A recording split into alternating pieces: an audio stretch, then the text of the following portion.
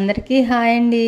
మొన్న పెట్టిన షార్ట్ వీడియోకి అసలు ఎన్ని కామెంట్లు వచ్చినాయి అంటే, అమ్మ ఎక్కడ తెచ్చారు, అవి గింజలు ఉంటాయా, అవి నిజంగా పూలేనా అని అసలు ఎంతమంది ఎన్ని కామెంట్లు పెట్టారంటే, నిజంగా పూలు కాందే నేను ఎందుకు చూపిస్తానండి, మా ఇంటి దగ్గరే ఉన్నాయి ఇవన్నీ కనకాంబరాలు, బాగున్నాయి కదా నిండుగా పూసినాయి అని చెప్పేసి నాకు కూడా ఒక గుర్తుగా ఉంటుంది వీడియో అని ఎప్పుడైనా మన ఛానల్లో చూసుకుంటానికి బాగుంటుంది, బాగా గుర్తుగా పూసినాయి అని చెప్పేసి ఆ రోజు వీడియో అయితే తీసానండి. కానీ చాలామంది బాగున్నాయి అని చెప్పారండి. గింజలు ఉంటాయమ్మా మొక్కలేనా అని అడిగారు. గింజలు ఉండవండి, దీనికి కొమ్మలు ఇరిసి పెట్టుకోవాలి.